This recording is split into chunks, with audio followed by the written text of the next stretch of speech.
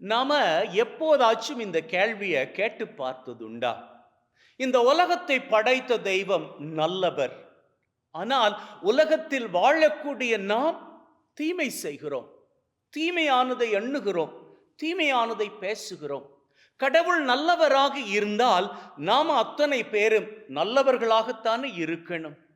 அப்புறமாக எங்கிருந்து இந்த தீமை வந்தது? விளக்கம் சொல்லுகிறேன், கேளுங்கள். தீமை என்பது ஆரம்பத்தில் உருவாக்கப்பட்ட ஒன்று. சத்துருவாகிய சாத்தானால் உருவாக்கப்பட்ட ஒன்று. அந்த தீமை இந்த உலகத்திற்குள் வந்தது சாத்தான் மூலமாக. அந்த சாத்தான் எப்பொழுது ஏவாளை வஞ்சித்தானோ, ஏவாள் மூலமாக இந்த உலகத்திற்குள் அந்த தீமை, பாவம் என்கின்ற வடிவத்தில் வந்து சேர்ந்தது. இப்போ அந்த பாவம் எந்த அளவுக்கு மோசமாகி போனது அப்படின்னு பார்த்தால், சொந்த சகோதரனே தன்னுடைய சகோதரனை குத்தி கிழித்து கொல்லும் அளவுக்கு பாவம் ரொம்ப கொடூரமாகி போனது. காயின் தன்னுடைய தம்பி ஆபேலை கொன்ற பொழுது அவனது இரத்தம் நிலத்தில் சிந்தப்பட்டது. ஆகவே நிலம் கரைபடிந்து போய்விட்டது.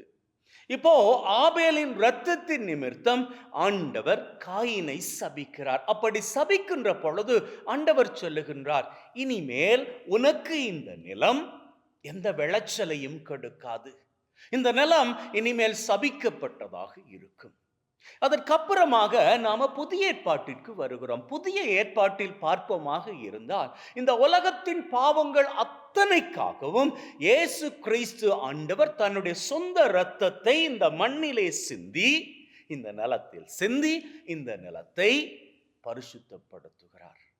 அப்போ இந்த பூமியில இரண்டு விதமான இரத்தம் ஓடிக்கிட்டே இருக்குது. ஒன்று ஆபேலின் இரத்தம், இன்னும் ஒன்று இயேசுவின் இரத்தம். கடவுள் நம்முடைய வாழ்க்கையில கொடுத்திருக்கக்கூடிய மாபெரும் கொடை என்ன தெரியுமா? ஃப்ரீடம், சுதந்திரம். அவரு எல்லாருக்குமே சுதந்திரம் கொடுத்திருக்கிறார். நன்மை தீமை அறிகின்ற பகுத்தறிவையும் கொடுத்திருக்கிறார். அப்போ நம்ம வாழ்க்கையில நாம நல்லவர்களாக வாழணும் என்றாலும், அல்லது தீயவர்களாக வாழணும் அப்படின்னு சொன்னாலும், அதை முடிவு செய்ய வேண்டிய அறிவு நம்ம கிட்ட தான் இருக்குது. அப்போ இந்த உலகத்துல இப்போ நன்மையும் இருக்கிறது, தீமையும் இருக்கிறது. முடிவை யாருங்க எடுத்துக்கிறது? நீங்களும் நானும் தான். அவரவர் வாழ்க்கையில் நன்மையான பாதையை தெரிந்து கொள்ளணும் அப்படின்னு சொன்னா, இயேசுவின் இரத்தத்தை கூவி அழைக்கணும். இயேசுவே, உம்முடைய இரத்தத்தை என் மீது நான் தெளிக்கிறேன், என் வாழ்க்கை மீது நான் தெளிக்கிறேன், நான் பண்ண போகின்ற காரியங்கள் மீது தெளிக்கின்றேன். என்னை ஆசீர்வதியும், சகல தீமைகளிலும் இருந்து என்னை காப்பாற்றும், என்னுடைய வியாதிகளை என்னிடமிருந்து அகற்றிவிடும், என்னுடைய வாழ்க்கை பிரச்சனைகளை எல்லாம் என்னை விட்டு அகற்றிவிடும் அப்படின்னு சொல்லி நாம் தான் ஆசீரின் இரத்தத்திடம், ஆண்டவரின் இரத்தத்திடம் வேண்டி ஜெபிக்கணும்.